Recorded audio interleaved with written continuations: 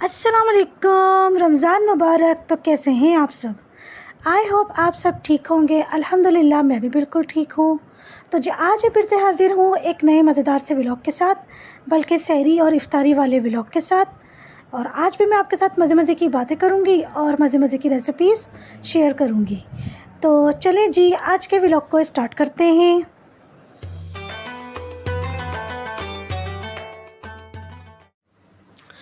तो जी यहाँ पर मैं आप लोगों को दिखा रही हूँ न्यू बेडशीट। फ़र्स्ट टाइम ऐसा हुआ है कि मैंने रमज़ान के लिए, स्पेशली रमज़ान के लिए न्यू बेडशीट ली है, वरना किसी भी साल ऐसा नहीं होता।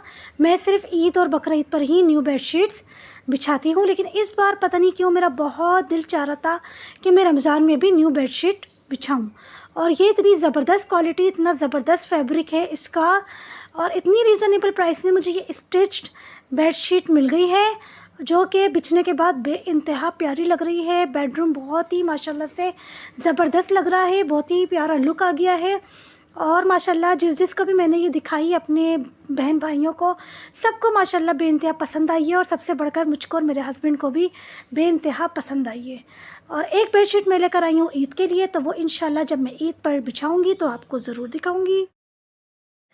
तो जी ये है सहरी का वक्त, और यहाँ पर मैं खड़ी हो गई थी सहरी की तैयारी करने, और इतना मज़ा आया है सहरी करने में माशाल्लाह अल्हम्दुलिल्लाह। इस नए घर में हमारा पहला रमज़ान है, और ये पहली सहरी करने में ही मुझे इतना मज़ा आया है। कोई मुझे मेंटली मतलब कोई डिस्टर्बेंस नहीं थी, कोई मेरे जहन पर कोई प्रेशर नहीं था, कोई भी मेंटली तौर पे डिस्टर्ब नहीं हो रही थी। इतने मज़े से, इतना एंजॉय करके मैंने अपने नए घर में, नए किचन में सहरी बनाई है, और हमने नए घर में माशाल्लाह से सहरी करी, बहुत मज़ा आया। और जो यहाँ पर मैं बना रही थी अपने लिए फेनी, खजला मुझे नहीं पसंद, मुझे सिर्फ़ फेनी पसंद है, तो मेरे हस्बैंड मेरे लिए सिर्फ़ फेनी ही लेकर आते हैं। तो मैं क्या करती हूँ कि फेनी को ना, जिस शॉपर में वो आती है उसी शॉपर में उसको तोड़ के चूरा करके रख लेती हूँ, ताकि रोज़ रोज़ प्रॉब्लम ना हो, और बस निकालो और बना लो। तो फेनी में इस तरह से बनाती हूँ कि दूध को बॉईल करके, गर्म करके बाउल में पहले मैं दूध डालती हूँ, फिर उसमें चीनी डालकर थोड़ा चीनी को डिज़ोल्व करती हूँ, और फिर उसके अंदर थोड़ी सी फेनी डालकर, जितना दूध है उसके अकॉर्डिंग फेनी डालकर, और फिर मैं इसको छोड़ देती हूँ ताकि ये इसके अंदर अच्छी तरह से दूध में सोख हो जाए और ये रेडी हो जाए। तो इस तरह से मैं अपनी फेनी रेडी करती हूँ। और सहरी में चाय मैं सिर्फ़ और सिर्फ अपने हस्बैंड के लिए रेडी करती हूँ, सिर्फ मेरे हस्बैंड पीते हैं चाय, सहरी में मैं चाय नहीं पीती। और यहाँ पर मैं बना रही थी 2 रोटियाँ अपने हस्बैंड के लिए और अपने लिए। पराठे बहुत कम ही हम लोग सहरी में खाना पसंद करते हैं, ज़्यादातर हम लोग रोटी ही खा लेते हैं, क्योंकि मेरे हस्बैंड को फिर थोड़ा सा भारी भारी सा फील होने लगता है पराठा खाने के बाद।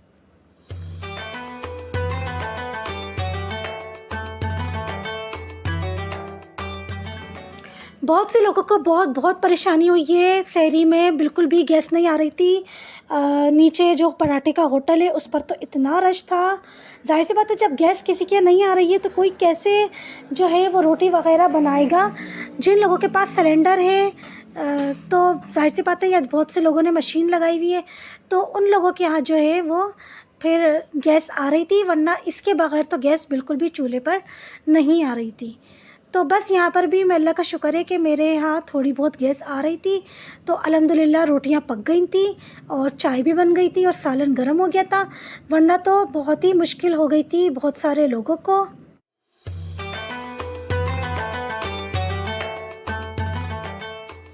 बहुत अच्छा लग रहा है, बहुत मज़ा आ रहा है। रमज़ान माशाल्लाह अच्छे गुज़र रहे हैं। आई होप आप सबके भी अच्छे ही गुज़र रहे होंगे, क्योंकि मौसम ठंडा हुआ हुआ है, सब तरफ बारिशें हो रही हैं, तो इस वजह से यहाँ पर भी मौसम ठंडा हुआ हुआ है। तो रोज़ा जो है वो बिल्कुल भी फ़ील नहीं हुआ, बिल्कुल भी पता नहीं चला, और टाइम भी नहीं पता चला कब शाम हो गई, और फिर इफ्तारी की तैयारी शुरू कर दी थी, बिल्कुल भी पता नहीं चला। माशाल्लाह अल्हम्दुलिल्लाह बहुत अच्छा गुज़रा है पहला रोज़ा, माशाल्लाह अल्हम्दुलिल्लाह।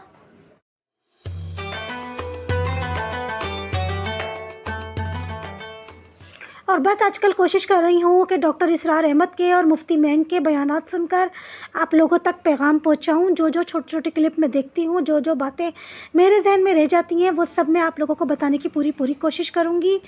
तो बस यहाँ पर एक और मुझे जो है, मैंने क्लिप देखा था कि अल्लाह ताला फ़रिश्तों से कहेंगे कि जब इंसान, हम लोग मर जाते हैं, जब हम लोग कब्र में दफना दिए जाएंगे, तो अल्लाह ताला फ़रिश्तों से बोलेंगे कि मेरे इस बंदे से सिर्फ़ 3 सवाल करना, कि तुम्हारा रब कौन है, तुम्हारे रब का नाम क्या है, नबी कौन है और तुम्हारे दीन क्या है। अगर मेरा ये बंदा इन 3 सवालों के जवाब दे दे तो इसको मुझ तक मेरे पास आने देना और कोई इसके साथ सख्ती से पेश नहीं आना और कुछ इससे सवाल नहीं करना। फिर जब बंदा अल्लाह ताला के पास पहुँचेगा तो फिर अल्लाह ताला एक एक करके उसके सारे गुनाहों का एतराफ़ उससे करवाते जाएंगे। क्या तुमने ये भी गुनाह किया था? बंदा बोलेगा अल्लाह ताला भूल हो गई। फिर अल्लाह ताला बोलेंगे तुमने ये भी गुनाह किया था? बंदा बोलेगा अल्लाह ताला भूल हो गई। इस तरह से अल्लाह ताला एक एक करके सारे गुनाहों का एतराफ़ करवाते जाएंगे और बंदा यही बोलेगा या अल्लाह ताला भूल हो गई, शैतान के बहकावे में आ गया था, भटक गया था, भूल हो गई। फिर अल्लाह ताला फरमाएंगे कि जब तू दुनिया में ये सारे गुनाह कर रहा था मैंने तब भी तेरी पर्दापोशी करी थी और अब भी मैं तेरी पर्दापोशी करूँगा, जा मैंने तुझे माफ़ किया, तुझे बख्शा। ये क्लिप सुनकर, ये वीडियो देखकर यकीन माने इतना रोना आया। हम लोग जान कर भी और अनजाने में भी, लेकिन बहुत सारे ऐसे गुनाह हैं जो हम लोग जान कर भी कर जाते हैं और बिल्कुल भी नहीं हम लोग डरते, सोचते समझते कि जब पकड़ होगी तो क्या होगा, अल्लाह ताला को क्या मुंह दिखाएंगे। लेकिन बस वही बात कि जब हम अभी इतने सारे गुनाह करते हैं, अभी भी अल्लाह ताला हम लोगों को छोड़ देते हैं, तो हम लोगों को भी जो है ना सोचना समझना चाहिए कि हम लोग छोटे छोटे गुनाहों से जितना हो सके ना बचने की कोशिश करें। एक तो भी आजकल एक दिल आज़ारी का जो है ना बहुत हो गया है, किसी की दिल आज़ारी करना भी ना बहुत सख्त गुनाह है। बहुत से लोग जो हैं वो किसी की भी दिल आज़ारी करते वक्त बिल्कुल भी नहीं सोचते समझते हैं कि हमारे इस बात से सामने वाले की दिल आज़ारी होगी, उसको तकलीफ़ पहुँचेगी, बिल्कुल भी नहीं सोचते समझते। तो बस बहुत तौबा इस्तग़फ़ार करी है मैंने भी, और मैं आप लोगों से भी बोलूँगी बहुत ज़्यादा तौबा इस्तग़फ़ार करें और कोशिश यही करें, अहद करें कि इंशाअल्लाह छोटे से छोटे और बड़े से बड़े गुनाह, हर गुनाह से बचने की पूरी कोशिश करेंगे इंशाअल्लाह ताला। आमीन सुम्मा आमीन। अब बस जी यहाँ दोपहर के वक्त मैं खड़ी हो गई थी आधी इफ्तारी की तैयारी करने। फ्रूट चाट और जूस जो है वो मैंने दोपहर में ही बना लिया था। फ्रूट चाट में मैंने लिया था सेब, कीनू, अमरूद, खरबूजा और केले। बस इसकी मैंने फ्रूट चाट बनाई थी और यहाँ पर मुझे मिक्सिंग बाउल येलो वाला जो है वो छोटा पड़ रहा था, तो फिर मैंने रेड वाला मिक्सिंग बाउल निकाल लिया था, इसको इसमें कन्वर्ट कर दिया था। क्योंकि फिर जब मैं इसमें चीनी, पिसा काला नमक और पिसी काली मिर्च जब मैं इसमें डालती और मिक्स करती तो फिर ये चाट जो है वो सही से मिक्स नहीं हो पाती। और कभी आप लोग इस रेसिपी की चाट बनाकर देखिएगा, इतने मज़े की बनती है। इंशाल्लाह आप लोग बनाकर खाएंगे ना, इंशाल्लाह आप लोगों का हाथ ही नहीं रुकेगा फ्रूट चाट से। सिर्फ़ और सिर्फ चीनी, जितना आपके पास फ्रूट है ना, कटा हुआ फ्रूट है उसके अकॉर्डिंग चीनी, और बस थोड़ा सा पिसा काला नमक उसी के अकॉर्डिंग, और थोड़ी सी पिसी काली मिर्च डालकर बहुत अच्छी तरह से मिक्स करके 3-4 घंटों के लिए फ्रिज में रख दें। और फिर जब शाम को आप इफ़्तार में खाएंगे इतना मज़ा आएगा, इतने मज़े की बनती है ये वाली फ्रूट चाट। मुझको, मेरे हस्बैंड को बेइंतहा पसंद है। और इसके अलावा जो मैंने नीचे कुछ दुकानदार हैं उनको भी एक प्लेट की इफ्तारी बनाकर भेजी थी, उनको भी माशाल्लाह बेइंतहा पसंद आई। कभी आप लोग इस रेसिपी की फ्रूट चाट ज़रूर बनाकर, एक दिन बनाकर देख लीजिएगा, नहीं पसंद आए तो नहीं बनाइएगा, लेकिन एक दफ़ा ज़रूर बनाकर देखिएगा। सिर्फ चीनी, पिसा काला नमक और पिसी काली मिर्च, बस। बहुत मज़े की बनती है फ्रूट चाट, बहुत मज़ा आता है खाने में।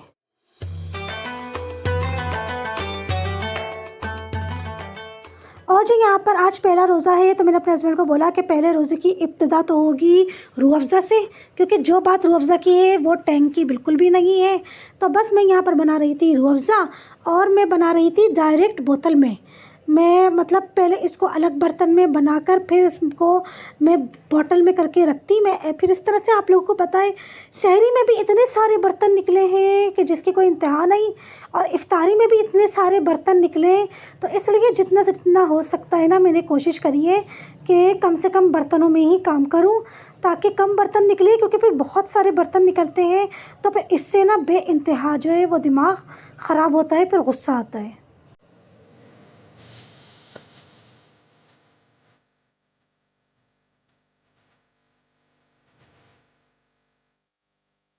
और बस यहाँ पर फिर मुझे अचानक से अभी यहाँ पर याद आ जाएगा कि इसमें लीमू तो मैंने डाला नहीं, क्योंकि लीमू के बगैर तो रूह अफ़ज़ा बिल्कुल भी जो है वो मज़ा नहीं देता।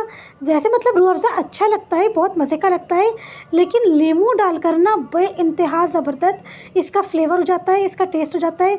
बहुत मज़ा आता है लीमू के साथ ना रूह अफ़ज़ा पीने में। तो बस अभी यहाँ मुझे अचानक से जो है वो रूह अफ़ज़ा याद आ गया, रूह अफ़ज़ा बोल रही हूँ, लीमू याद आ गया कि इसके अंदर मैंने तो लीमू डाला नहीं। तो बस यहाँ पर मैं अब इसके अंदर जो है वो लीमू आधा लेमन निचोड़ दूँगी और फिर उसके बाद दोबारा इसको बहुत अच्छी तरह से शेक करके फ्रिज में रख दूँगी। बहुत मज़ा आया था, यकीन मानिए इफ्तार में ठंडा ठंडा लेमन वाला रूह अफ़ज़ा पीने में बेइंतहा मज़ा आया था।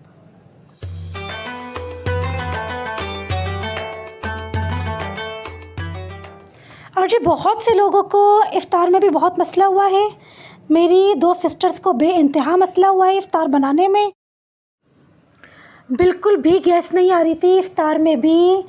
बता रही हैं कि तेल कहीं से गर्म होने का नाम ही नहीं ले रहा था। पकोड़े तलने का सवाल ही नहीं पैदा हो पा रहा था। कह रही कच्चे पक्के कैसे हम लोगों ने पकोड़े बनाए हैं, क्या खाई है हम लोगों ने इफ़्तारी। बहुत सख्त गुनाह की बात है, कितना ये लोग परेशान कर रहे हैं। कहीं पे लाइटों का इतना मसला हो रहा है, तो कहीं पे गैस का मसला हो रहा है, तो कहीं पे पानी का मसला हो रहा है। अजीब हाल कर दिया है कराची का, तो बिल्कुल कराची को ना तबाह बर्बाद कर दिया है।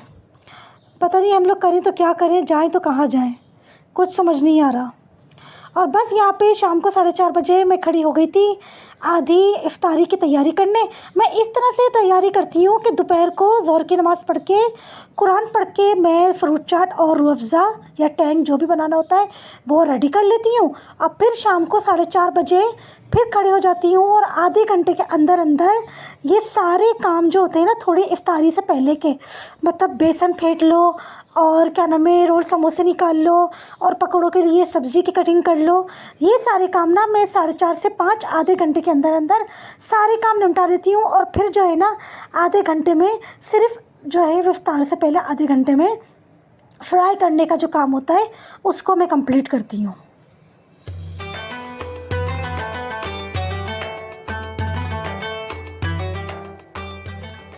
अब बस जी यहाँ पर मैंने बेसन सबसे पहले फेंट लिया था।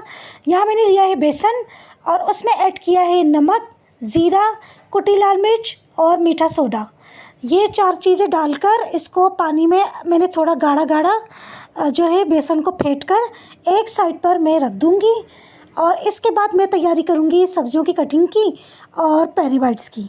अच्छा मुझे पता है, वैसे तो असल में मुझे पता है पेरी बाइट्स कैसे बनती है, लेकिन ये मेरा तरीक़ेकार है, ये मेरी रेसिपी है, ये मैंने ख़ुद अपने जहन से मतलब बनाई है। वरना अदरवाइज़ मुझे पता है कि पेरी बाइट्स कैसे बनती है, क्योंकि बहुत से लोग मेरा व्लॉग देखकर बोलेंगे कि पेरी बाइट्स ऐसे तो नहीं बनती। मुझे पता है पेरी बाइट्स ऐसे नहीं बनती, इसलिए मेरा अपना तरीक़ेकार है।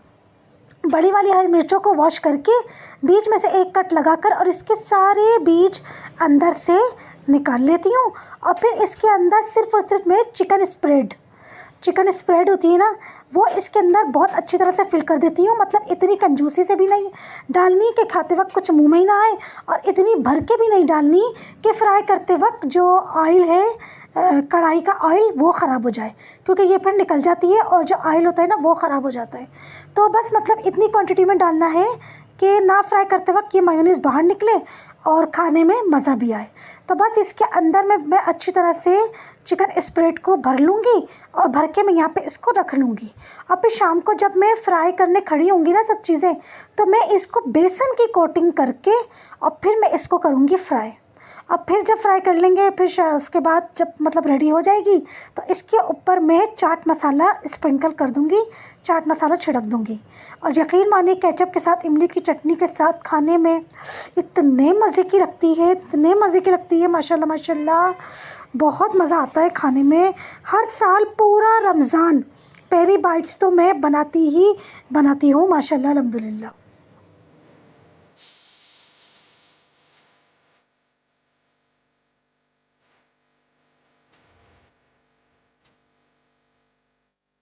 और जो अब यहाँ पर मैं कटिंग कर रही हूँ सब्जियों की।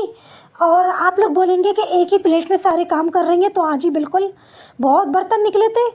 इफ्तारी में भी इफ्तार के बाद जितना सारा बर्तन धोया था, और फिर रात को 10 बजे तरावी पढ़ने के बाद भी जो है वो मैंने अच्छे खासे बर्तन धो के फिर सोई थी। तो इसलिए भाई जितना से जितना हो सकता है हाथ संभाल कर कम से कम बर्तन में जो है वो काम करना है, क्योंकि बर्तन धोने ही मुजीन है। तो बस यहाँ पर अब मैं ये सब्ज़ियों की कटिंग कर रही हूँ, क्योंकि सब्ज़ी वाले पकोड़े बनाऊँगी। और सब्ज़ी वाले पकोड़ों में मैं सिर्फ ऐड करती हूँ, मैं लेती हूँ वेजिटेबल्स, हरी मिर्चें, बारीक बारीक कटी हुई प्याज, बारीक बारीक कटी हुई हरी मिर्चें, और स्लाइसर से स्लाइस करूँगी बंद गोभी और आलू को बीच में से 3 छुरी से कट लगा के और फिर उसको स्लाइस करूँगी, तो वो पतले पतले पतले पतले फ्रेंच फ्राइज़ की शेप में कटिंग हो जाएंगे, स्लाइस हो जाएंगे। और वैसे अलग से आलू वाले जो पकोड़े होते हैं ना, सिर्फ जो आलू के होते हैं पकोड़े, वो भी मैं अलग से स्लाइस करूँगी। 2 तरह के पकोड़े बनाती हूँ, सिंपल आलू वाले पकोड़े और ये वेजिटेबल पकोड़े।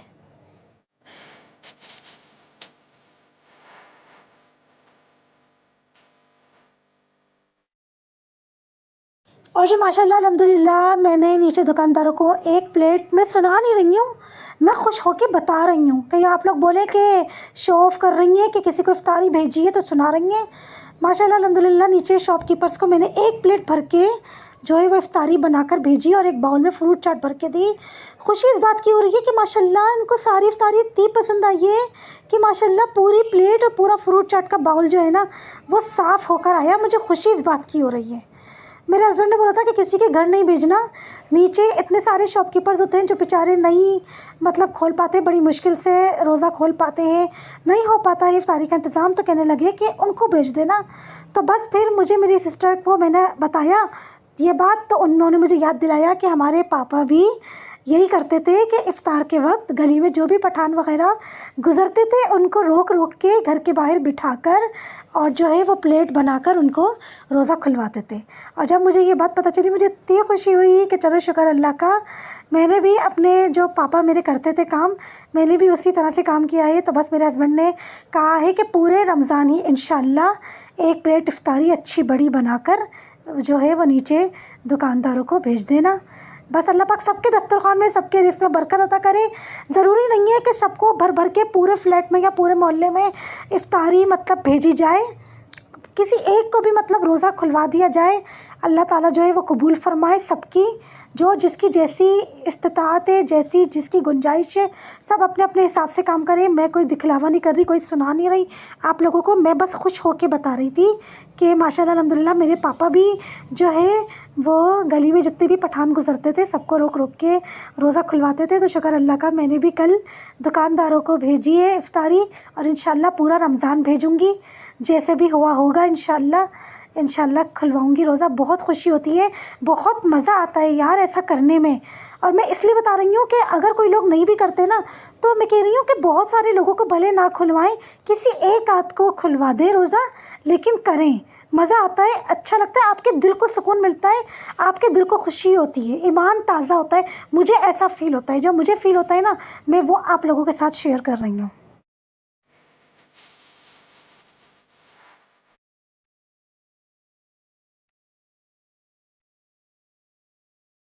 और बस यहाँ पर मैंने ये जो मैं लेकर आई थी प्यारी सी कटोरियाँ, तो इसमें एक में मैंने निकाली है इमली की चटनी।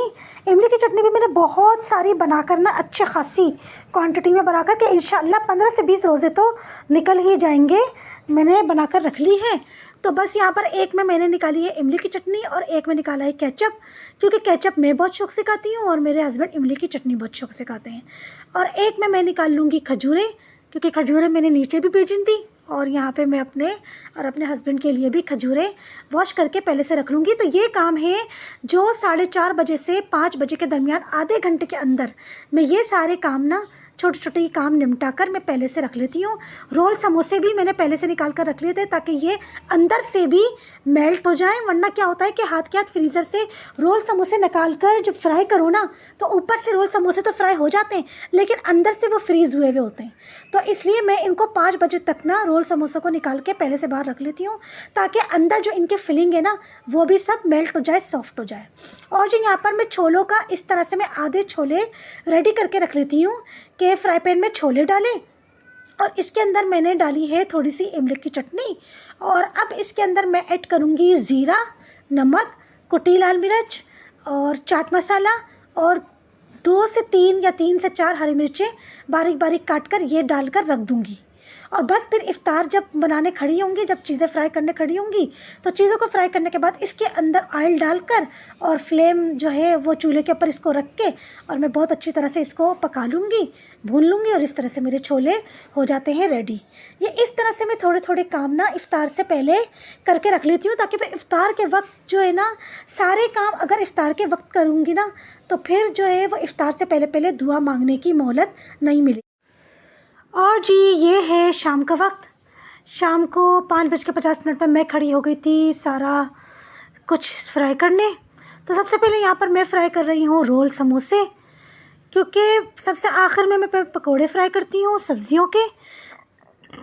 सबसे पहले मैं फ्राई करती हूँ रोल समोसे, और रोल समोसे को फ्राई करने के बाद फिर मैं फ्राई करती हूँ पेरी बाइट्स।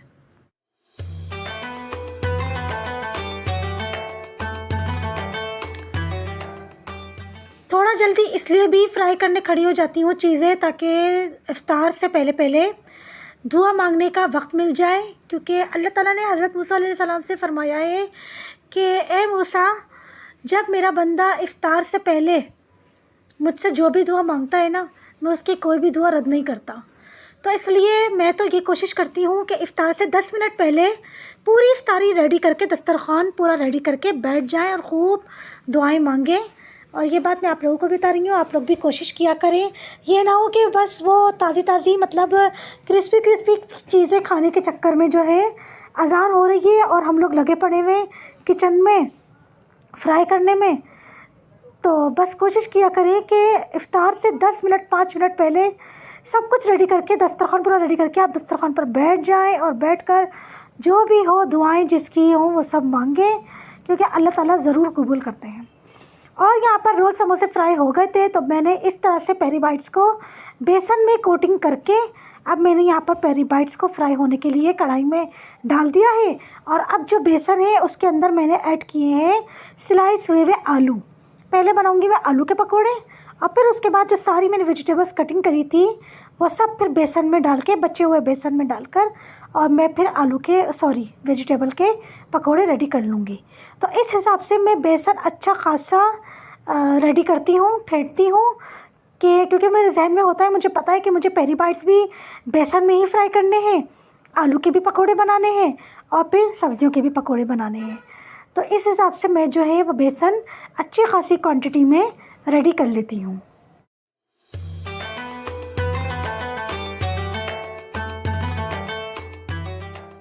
और जो अब यहाँ पर 1 बाय 1 मैं डालने लगी हूँ आलू के पकोड़े। बहुत मज़े की माशाल्लाह अल्हम्दुलिल्लाह इफ्तारी बनी थी। अच्छा, मैं समझ रही थी मतलब नीचे शॉपकीपर को भेजने के बावजूद जो घर के लिए मैंने इफ्तारी रखी थी ना, जब दस्तरख़्वान मैंने रेडी किया मुझे ऐसा लगा था कि इफ्तारी बहुत ज़्यादा हो गई है। लेकिन यकीन माने इफ्तारी माशाल्लाह से ज़्यादा नहीं बची, माशाल्लाह फ़िनिश हो गई। इफ़्तार करने के बाद तो नमाज़ पढ़ने के बाद भी मुझे ऐसा फ़ील हो रहा था कि जैसे शायद मैंने सही से इफ़्तारी नहीं करी। अभी भी मेरे मतलब पेट में गुंजाइश है, मुझे भूख सी फ़ील हो रही थी। वरना हर साल पता नहीं ऐसा होता है कि मतलब बहुत ज़्यादा ना पेट फुल हो जाता है और फिर ज़्यादा नहीं खाई जाती। लेकिन इस साल पता नहीं ऐसा क्या हुआ है कि मतलब इफ़्तार करने के बाद भी मुझे हंसी आ रही है और मगरिब की नमाज़ पढ़ने के बाद भी मुझे भूख सी फ़ील हो रही थी। ऐसा लग रहा था कि जैसे कि मैंने पेट भर के इफ़्तारी नहीं करी है और अभी भी भूख लग रही है और मैं ना मतलब खाऊं।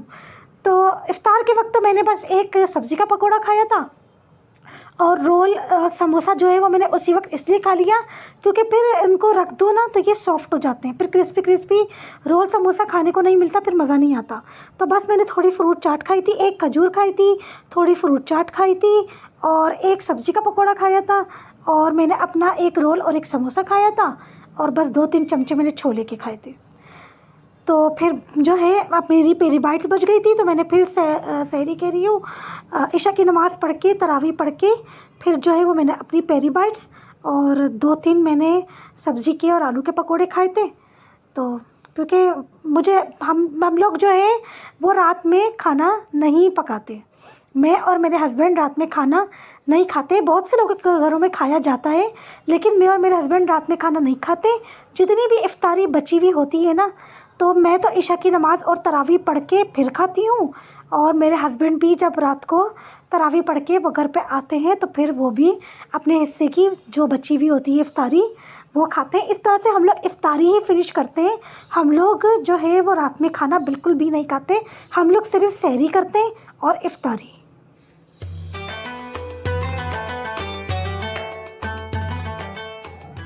और बस जी यहाँ पर इस वक्त दोपहर के वक्त वॉइस ओवर करना इतना मुश्किल हो गया है मेरे लिए। कभी सब्ज़ी वाले गुज़र रहे हैं बाहर से, तो कभी वो चारपाई और पलंग कुर्सी बनाने वाले वो गुज़र रहे हैं बाहर, उनकी आवाज़ें रिकॉर्ड हुई जा रही हैं। इतनी मुश्किलों से मैं वॉइस ओवर कर रही हूँ। गुस्सा भी आ रहा है और हंसी भी आ रही है कि एक व्लॉग मतलब पूरा रेडी करना मेरे लिए इतना मुश्किल हो गया है कि बस मैं आप लोगों को क्या बताऊँ। तो जो ये थी हमारे घर की प्लेट जो मैंने और अपने हस्बैंड के लिए और अपने लिए रेडी करी थी। ऊपर से मैंने छिड़क दिया था चाट मसाला।